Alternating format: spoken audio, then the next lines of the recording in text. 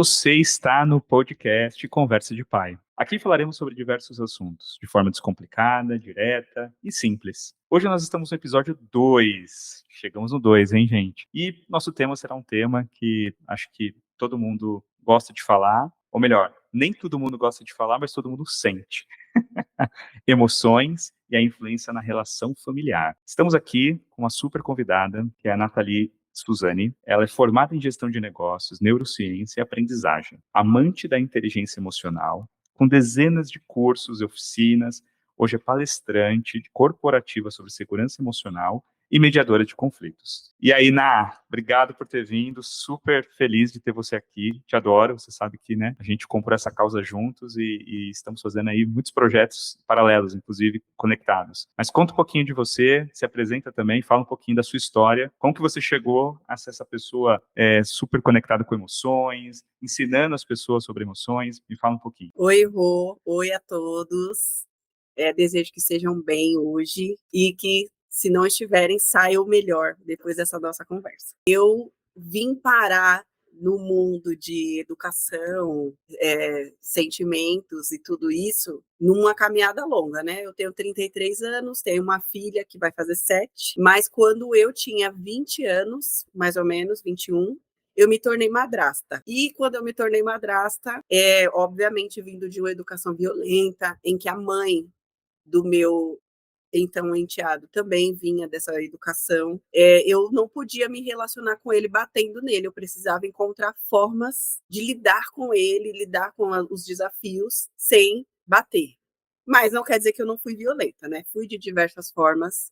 Já me desculpei com ele, me desculpo sempre que eu tenho oportunidade. Hoje ele tem 12 anos e 5 anos depois eu tive a Cleo. Ele tinha 5 anos, eu tive a Cleo. E quando a Cleo tinha 4 meses, eu me tornei viúva. O pai dela faleceu num acidente, o pai biológico dela. E ficamos, então, por 3 anos, mais ou menos, só nós duas. Eu estava em luto, eu não tinha nenhum repertório emocional para lidar com o que eu estava sentindo, nem para lidar com ela, que era bebê, que também não tinha outra pessoa, só tinha a mim como responsável. Então, foi uma situação extremamente caótica para nós duas, mais para ela até do que para mim. Eu reconheço isso hoje, né? Porque eu acabei sendo. Eu nunca bati nela, mas acabei sendo violenta de outras formas. Também por causa das violências que eu já sofria, estar sozinha. O Estado é muito cruel com mãe solo, a sociedade é muito cruel com mãe solo, e nós tivemos problema no parto, então a Cleo quase não sobrevive também durante o parto. Ela ficou internada na UTI 1 mês e pouco, porque ela teve falta de oxigênio no cérebro. Então, nós tivemos todo um processo durante o primeiro ano de vida dela, que foi a morte do pai e todo esse processo de tentar com que ela conseguisse acompanhar o desenvolvimento comum para a idade, né? E tinham muitos riscos, porque a falta de oxigenação causa diversas deficiências, né? Causa muitos problemas que podem levar a pessoa, se sobreviver, a ficar vegetando. E não é o caso dela. Ela sobreviveu, é muito saudável, é muito inteligente. Quem não a conhece e tiver a oportunidade de conhecer, sabe. E quem conhece, nossa, sempre comenta sobre isso. E quando eu tive a Cleo e passou esses 3 anos, na verdade, quando ela tinha uns 2 anos, começaram a falar sobre desfraude para mim, que ela precisava sair da fralda e tudo mais. E aí foi aí que eu vim cair no fato da educação respeitosa de verdade. Nossa, o que é educação respeitosa, né? Respeitar o outro, respeitar o desenvolvimento físico, cognitivo, emocional. E eu nunca não fazia ideia do que era isso, porque eu não tive isso. Então foi bem complicado nesse momento para nós. Quando a professora falou assim: olha, precisa fazer o desfraude. Aí eu falei para a professora: eu vou ler um pouco e aí eu te falo se a gente vai fazer. Aí fui ler, comecei a ler, e foi quando eu conheci a educação positiva. A Cleo tinha em torno de 2 anos e meio, por aí, quando eu conheci a educação positiva. E comecei a consumir muitos conteúdos sobre isso, e fui na escola e falei, olha, não vai dar para rolar o desfraude, porque ela ainda não percebe nem que está tomando banho e está com vontade de ir no banheiro. Então, ela fazia as necessidades na banheira, quem nunca passou por isso, atire a primeira pedra. Então, eu achei que, por bem manter a fralda nela, E ela ficou com essa fralda, saiu da fralda sozinha. Um dia ela fez assim para mim: mamãe, eu não preciso mais de fralda. Aí eu falei: tá bom, se você quiser ir no banheiro, você me chama, tá? Aí ela: tá bom. E ela fez exatamente isso, me chamou. E desde então não teve escape. Aí eu pensei: poxa, respeitar o corpo do outro funcionou. Aí então eu me mantive, consegui consumir muito mais conteúdo, fui conhecendo outros autores, outros profissionais da educação positiva, fui me aprofundando mais ainda no tema e comecei a falar sobre isso com minhas amigas que tinham filhos. E aí as minhas amigas começaram a parar de bater nos filhos porque eu tinha falado alguma coisa. Aí foi indo assim, foi no meu círculo foi acontecendo isso, a minha família, né? Que as nossas famílias também cresceram embaixo de muita violência, acaba reproduzindo. E então eu comecei a trazer para minha família também. Então a minha irmã convivia muito com a minha filha, não podia ser violenta com ela, então a gente começou a reconhecer as nossas próprias violências para não fazer com ela. Aí a minha avó começou a, nossa, eu não posso. Um dia minha avó falou assim para Cleo, a Cleo estava falando alguma coisa, ela tinha uns 4 anos, minha avó: cala a boca! E ela: Bisa, não é assim que se fala com as pessoas. Você tem que fazer. Calma, Cleuzinha, faz um silêncio, por favor. E ela tinha 4 anos. Então, aí eu comecei a perceber, meu, o movimento está funcionando. Então, levei para a família, levei para os amigos, e aí eu pensei, nossa, só minha família e meus amigos não é suficiente, eu acho que preciso ir para o mundo. E comecei a me especializar, né? Fui estudar, aí eu me especializei, fiz neurociências, fiz outros cursos livres de psicologia do desenvolvimento infantil, fiz cursos de educação sexual infantil, fiz muitos cursos com a Leiliane Rocha, né, psicóloga de educação sexual, muitos, muitos, muitos. E aí eu falei, agora eu quero fazer algo útil com tudo isso que eu aprendi. E em um dos cursos da Leiliane eu descobri que eu podia fazer oficinas. E eu amei o mundo na neurociências, nossa, como as emoções controlam o nosso comportamento, né? E aí foi aí que, quando eu comecei neurociência, que eu entendi que as emoções e os nossos sentimentos, quando a gente consegue aprender sobre eles, aprender de onde vem, entender nossos gatilhos, trabalhar nossas trilhas neurais, construir pontes diferentes, a gente se torna uma pessoa consciente. Então, não quer dizer que eu não sinto mais, não quer dizer que eu não tenho raiva, que eu não me irrito, mas quando eu vou agir, eu ajo com consciência, eu não reajo mais, eu ajo. E ainda sigo aprendendo. Então, às vezes, eu ainda tenho problemas de dividir minhas emoções, de compartilhar. Eu ainda passo por questões de guardar para mim coisas que eu deveria estar falando com alguém sobre, para me sentir melhor. Inclusive, eu tive um episódio psicossomático, porque eu enfrentei uns desafios em casa, financeiramente falando. Eu tive episódios psicossomáticos de herpes zoster nos meus pés e nas minhas mãos, por causa das minhas emoções. Uau, como E influencia. influencia muito, porque a imunidade cai, né? Você fica vulnerável a vírus, bactérias e etc. Antes eu tinha episódios de crises renais. E Nossa. quando eu comecei a me cuidar, fazer terapia e tudo mais, conseguir falar mais, foi indo embora. E eu tenho uma pedra no rim por causa disso, né, gente? Então, assim, hoje eu só tenho que lidar com o que aconteceu. Mas isso poderia ser evitado se eu tivesse tido educação emocional. Isso Então, aí. hoje é isso que eu faço: ofereço educação emocional para que os sintomas psicossomáticos não existam e que, ao invés da gente ter sintomas, a gente sinta com sentimentos mesmo, sabe? Sinta no nosso corpo e deixe ir, deixe passar, viva aquilo, experiencie, para que não se torne um sintoma, uma pressão alta, uma crise renal, uma herpes zoster, por exemplo. Não, mas a sua história é incrível. Eu conhecia só um pedacinho dela. É, Você foi uma guerreira, mulher. Isso aí. foi difícil, Perseverança. mas passou. Passou, é isso aí. Estamos agora numa nova era. Deixa eu fazer um comentário com você. É tão difícil entender sentimento. Nós não aprendemos na escola. Eu não aprendi, você provavelmente também não aprendeu. E muitos que estão nos ouvindo aqui agora também não aprendeu. E, gente, imagina o quanto é difícil isso para uma criança, né? Você não acha, Ana? É muito difícil para uma criança, né? Eu não acho, tá? Eu tenho certeza. Certeza, né? É isso aí. Pra Não, nós que somos adultos é difícil, né? não, e nós temos um cérebro maduro e mesmo assim, pra gente às vezes sentir é difícil, a gente tem lá 3, 4 sentimentos no nosso estoque de sentimentos, e a gente acha que são só aqueles 4.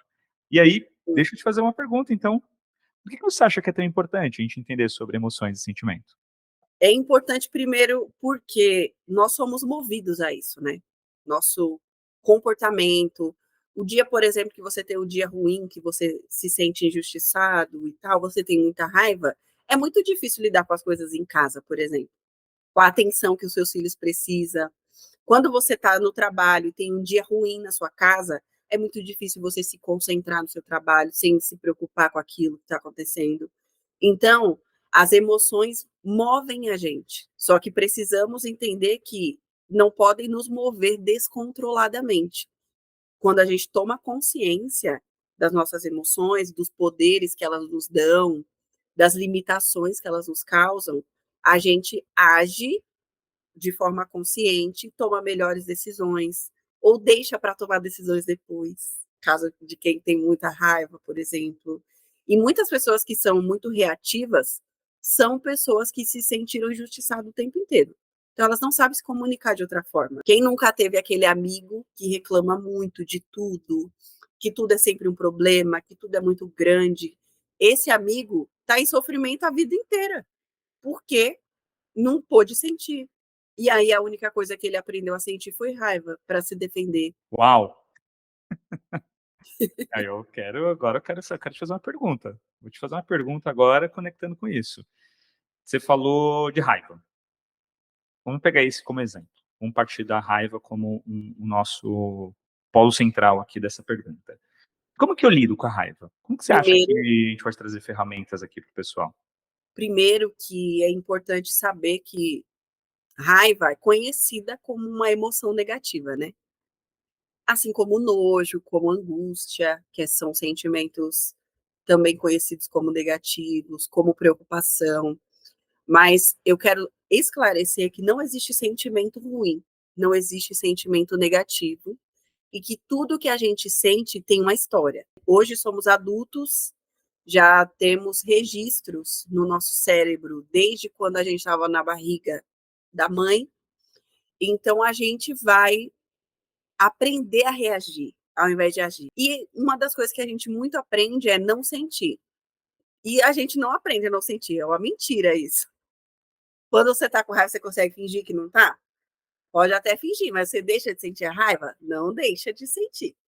Então, a gente finge que não está sentindo e não lida com isso. Então, o que, que a pessoa acaba fazendo quando ela tem um sentimento negativo? Ela engole ele, né? Ele, ou seja, se eu engolir, continua dentro de mim. Então, ela engole, ela come muito, ela dorme muito, ela se vicia em algo, né? Porque ela não está preparada para lidar com aquilo. Quem Uhum. usa entorpecentes, por exemplo, é uma pessoa que quer se anestesiar, que não quer sentir. Eu não quero sentir o vazio, eu não quero sentir essa raiva, eu não quero sentir o abandono, enfim. Então é importante saber que a raiva, quando bem utilizada, ela é uma emoção de movimento. A raiva leva a gente para ação. Só que se a gente permanecer na raiva, nós vamos nos descontrolar. E aí a ação vai virar um trem desgovernado, né? E vou acabar machucando a mim, machucando aos outros. Como recurso para a raiva, que é recurso, Claro, estamos aqui para ter ideias de como segurar essa raiva aí dentro do coração ou não, deixar ela extravasar, né? a raiva precisa sempre sair, tá, gente? Então tem gente que vai correr, tem gente que não pode correr, né? Tá lá no meio do trabalho, eu senti muita raiva, o que, que eu vou fazer? Essa dica é ótima. Você vai pegar seu celular, seu fone, vai pro banheiro do seu trabalho, coloca o fone e coloca uma música bem pesada, um Slipknot. É uma banda de rock que grita bastante e tal. Você vai colocar essa música bem alta no seu ouvido e você vai se movimentar no banheiro.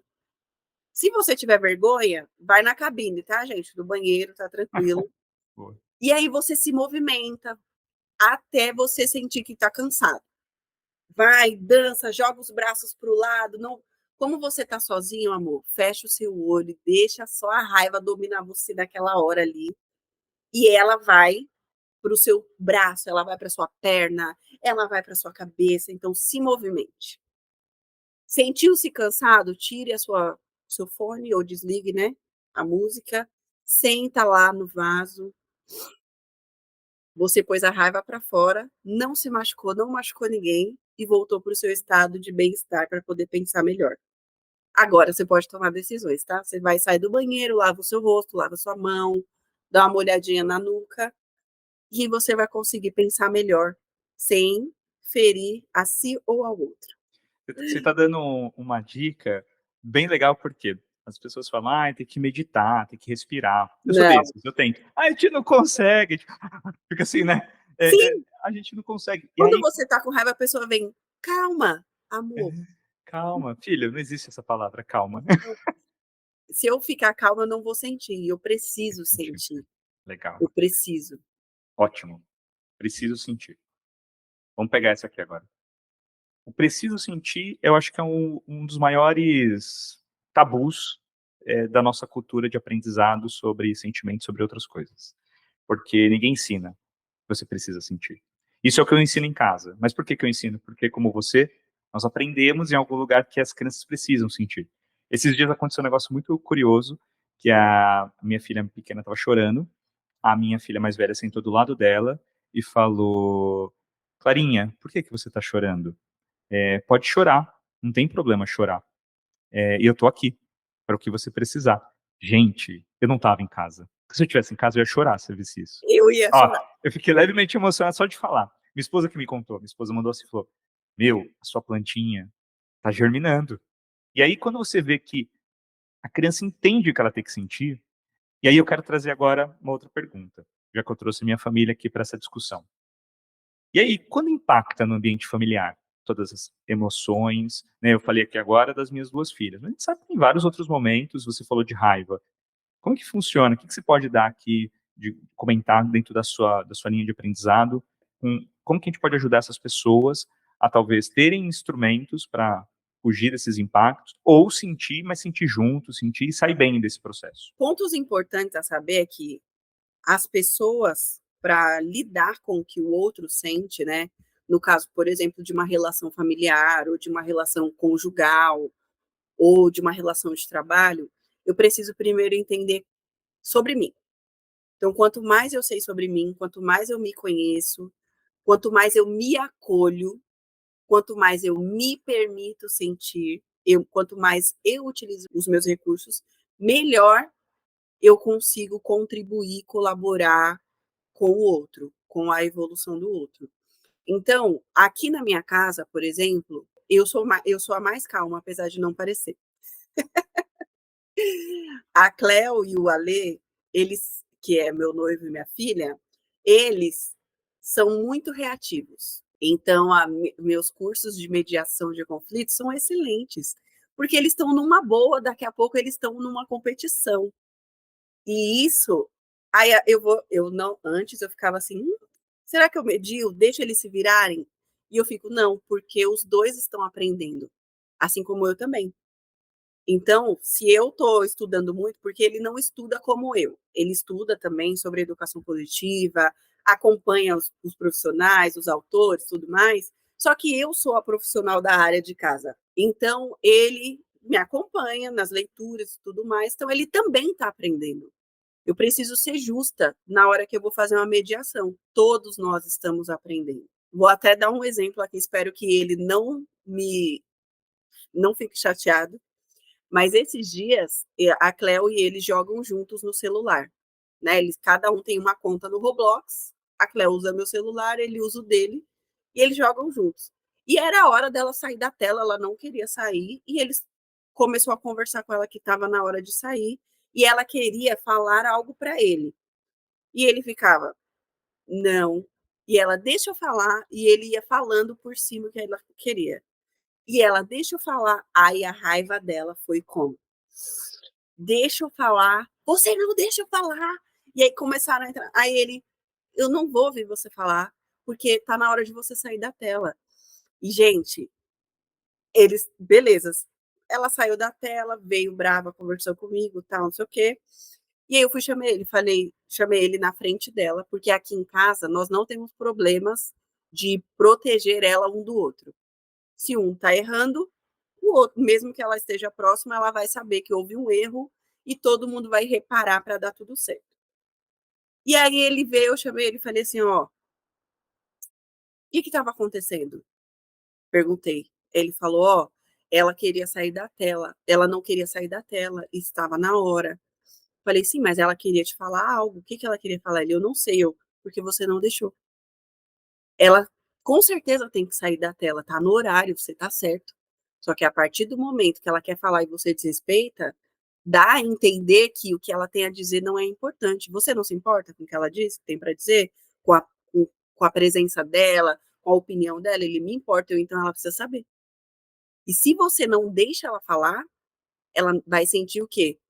O que eu tenho para falar não é importante, então nunca mais vou falar nada. E aí não vai falar nada mais com a gente.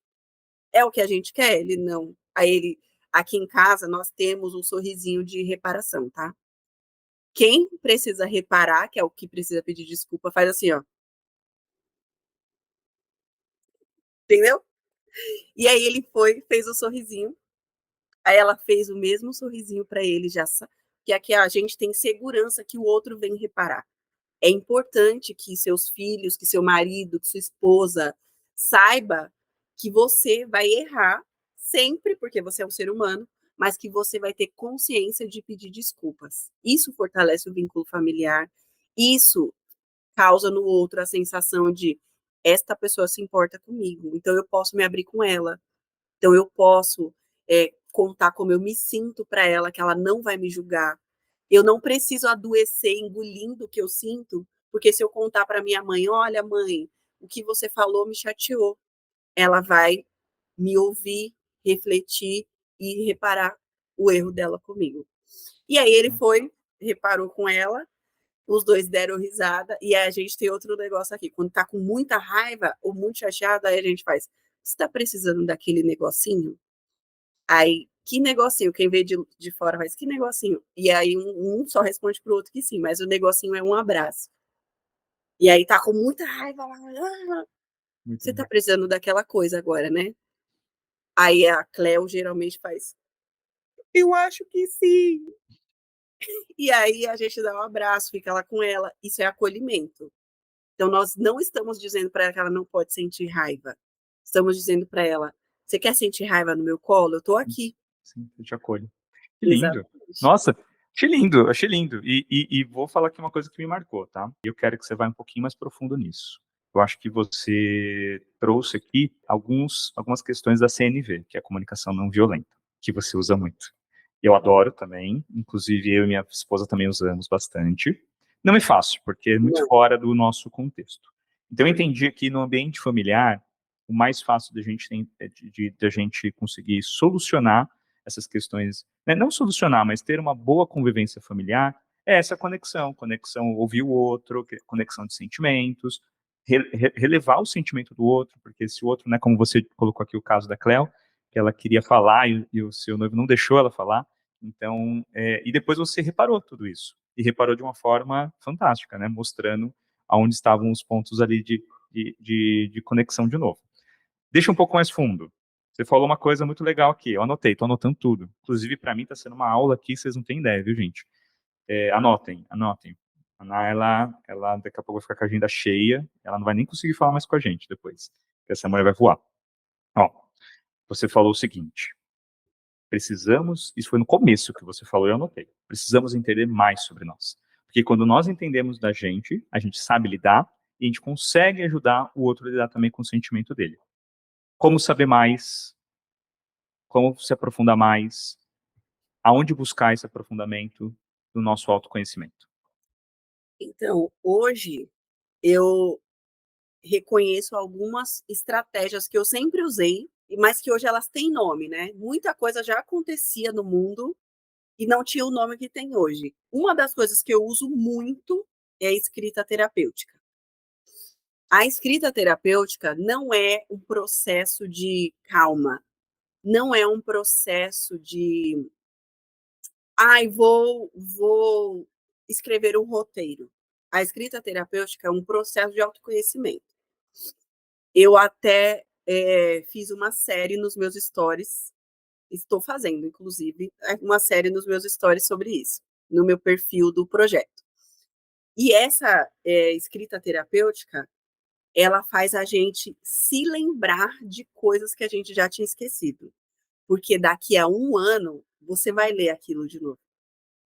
E eu, no meu pior momento, que foi o momento que eu fiquei viúva e a Cleo era bebê e tinha muitas questões de saúde envolvida, foi a época que eu mais escrevi. E eu escrevia muito como eu estava me sentindo. E hoje, que eu estou em um momento emocionalmente muito diferente, eu leio essas coisas que eu escrevi e eu muitas vezes ainda choro, porque eu lembro de como eu estava me sentindo naquele momento. Então eu tinha muita tristeza, muita. Eu consigo hoje identificar o sofrimento nas minhas palavras de 2018. Eu consigo identificar a raiva que eu estava sentindo, porque eu me senti muito injustiçada quando eu fiquei sozinha com ela. Muito. E eu sei que muitas mães solo, por exemplo, ainda vivem isso, mesmo com pais vivos, que são vivos para alguém, menos para os filhos. Então, eu esse processo para mim de escrever como eu me sinto, começou a minha mãe escrevendo. Eu achava as coisas que minha mãe escrevia. Minha mãe sempre escreveu muita lista. E ela escrevia listas específicas sobre coisas, eu sempre achei as listas dela. E a minha avó, mãe da minha mãe, também escrevia muito. E eu achava, Hum. e a minha avó é uma pessoa de 1950, sei lá, 50, 60. Então ela se casou com 14 anos. Minha avó tinha muita raiva. Eu não sei se ela tem hoje ainda, mas a minha avó é uma pessoa que não podia externar toda essa raiva que ela estava sentindo. Já pensou? Falar Hum. para o seu marido, provedor de tudo, você está com raiva dele? Impossível. Hum. Então ela escrevia, eu encontrava. E aí ela falava: ai, hoje fulano fez isso, eu senti tanta raiva dele. E ela falava sobre isso nas coisas que ela escrevia. E ela ainda faz isso, minha avó, tá? Minha avó ainda é viva, ela tem 72 anos, 71. E ela ainda escreve. E minha mãe também ainda escreve. E eu sempre escrevi. Hum. E aí eu uso esse recurso para me conhecer. Então as Tá. coisas mudam muito, né. E como, assim, perguntando de forma prática, aí eu quero aprender, tá? É como se fosse um diário, existe um processo que você faz, como que Tem funciona? hoje em dia tem vários tipos, né, você pode fazer como se fosse um desafio para si mesmo, para você fazer uma escrita não específica, mas você escrever como foi o seu dia. É também um recurso para lidar com ansiedade, tá, com transtorno de ansiedade generalizado, porque muita gente tem medo do que fica pensando. Quando você tira da cabeça e põe no papel, sua cabeça fica livre, certo? Então você, estou ansioso com isso, isso, isso, não consigo dormir. Uhum. Levanta, pega um caderno, anota tudo isso que Certo. está na sua cabeça. Uhum. E aí você vai ler tudo, conferir se você não esqueceu nada e fez. E faz, amanhã eu vou pensar sobre isso. Legal. Gente, na primeira vez pode não funcionar, porque seu cérebro está acostumado a ficar pensando. Uhum. Mas a neurociência explica que nós precisamos construir novas trilhas neurais na nossa cabeça, né? As que nós temos, alguém construiu, não foi a gente. Então nós temos liberdade, poder de olhar e fazer, vou construir uma trilha nova aqui. Vai ser um caminho fácil? Não, você literalmente vai carpir o mato, literalmente vai construir do zero algo que você acredita com consciência, entendeu? O seu poder, do seu jeito. Não é a trilha que sua mãe construiu na sua cabeça, nem seu pai, é a sua própria, tá? Então não vai ser um processo fácil, mas quanto mais você faz, mais mato você tira. E maior vai ficando o caminho, mais longo, entendeu? E Uhum. aí você pode escrever 30 dias seguidos do seu. Eu vou escrever meu dia 30 dias seguidos. Você vai lá e escreve como foi, como você se sentiu nesse dia. É, eu tô na minha série no Instagram do projeto, eu estou fazendo escrita terapêutica com listas. Então são listas específicas. Então a lista da gratidão. eu vou escrever tudo pelo qual sou grato. E aí eu vou profundo pensando nisso, não tem uma quantidade certa de coisas para escrever. Eu vou escrever tudo que me deixa com raiva. E aí vou escrever pessoas que eu admiro. E você vai conseguir olhar assim, nossa, eu admiro essa pessoa por isso, isso, isso. O que eu admiro nessa pessoa se encaixa com quem eu sou? Aí Valores. você já está se conhecendo. Fantástico. Eu vou falar para você que a jornada mais importante da minha vida nesses últimos, talvez, 10 anos, foi o meu autoconhecimento. Falando de mim, né? Não falando do impacto familiar que eu tive, das minhas filhas e tudo mais. Mas falando de mim, quando eu entendi quem eu era, o que eu queria, qual era o meu propósito, é impressionante como a cabeça, o coração, a energia, parece que vai tudo lá para a estratosfera, né? Então, Sim. que legal. Eu não conhecia, tá? Esse método. Eu acho que você já tinha até comentado comigo, um bate-papo que nós fizemos. Então, gente, ó, entra lá no perfil, ela vai falar daqui a pouquinho qual é o perfil dela. Então, vocês não desconectem ainda, vão ficar até o final para você saber qual é Fica o até o perfil final que eu vou dela. falar tudo. Aí ela vai contar para vocês onde vocês acham isso exatamente, tá bom? Que aí é legal a gente colocar em prática, porque a Sim. gente aprende, é importante, o conhecimento está espalhado pela sociedade, mas se a gente não pega esse conhecimento como a Ná fez, como eu tenho feito, e tantos outros amigos, né, de profissão aí que a gente está se conectando tem feito também, a gente fica com o nosso conhecimento para nós. Eu vi uma frase recentemente que é assim: do que adianta você ter luz se você não ilumina? É, Então, gente, a gente tem que iluminar. Iluminar nossa casa, iluminar nossos amigos, iluminar nossos parentes, mas talvez não tão próximos, mais distantes, e até as pessoas que a gente não conhece. Até as pessoas que a gente não conhece. sim. Gente, eu quero deixar uma pergunta aqui. Vai ser essa pergunta, a primeira pessoa a responder vai ser a Ná. Vai ser uma pergunta que a gente vai colocar em todo o nosso podcast. É o seguinte: se você pudesse colocar uma mensagem na cabeça de cada pessoa do mundo. Quantas pessoas são mesmo? 8 bi? Mais de 8 bilhões, Mais hein? de 8 Muita bilhões? gente, hein? Eu vou escrever. Deus chegou e falou assim: me dá uma mensagem que eu vou colocar na cabeça de todo mundo, Ná. Que mensagem seria essa? Se conheça, porque quanto melhor você é para si mesmo, melhor você é para o seu entorno e para as pessoas que você ama.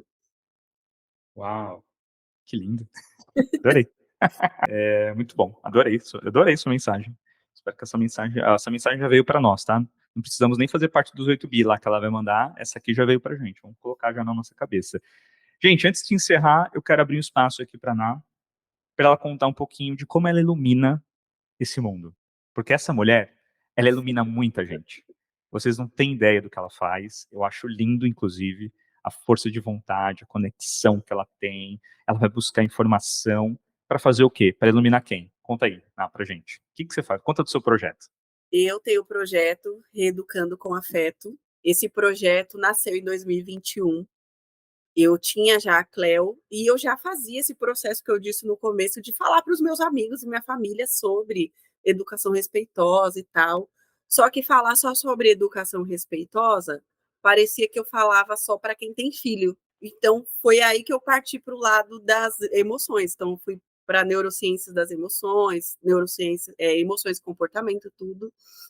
Porque não é só quem tem filho que precisa ouvir, quem foi filho e quem é filho também, né?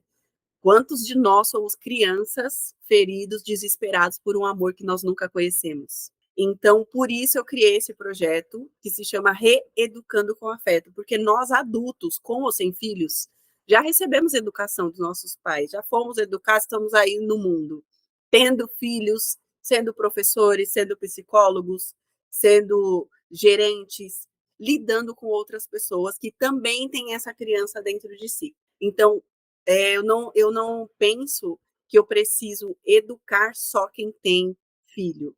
Eu penso que todos nós precisamos nos reeducar com o afeto que nós não recebemos, mas temos capacidade de nos dar hoje em dia. Por isso que o meu projeto se chama Reeducando com Afeto. Então, eu reconheço isso em mim, consigo passar para os outros, para que os outros reconheçam em si e passem adiante também. E é um coraçãozinho que você toca uma família, e uma família que você toca o entorno dela. E eu faço esse projeto hoje dentro de periferias. Eu levo Reeducando com Afeto para periferias. em que eu ofereço educação emocional para crianças, adolescentes e suas famílias. Ele é ativo na ACM Irapuru, hoje em dia. Fizemos o ano passado 10 oficinas lá com as crianças atendidas pelo projeto, que são em torno de 150, 160 crianças, e as famílias dessas crianças, porque não adianta transformar a criança sem pensar no entorno dela. Então, pensando no entorno, esse ano nós iniciamos o projeto lá já de novo, mas com os educadores também, porque muitos educadores não têm filhos, mas são filhos e precisam cuidar de si para poder olhar para essas crianças que eles educam, né? Diferente.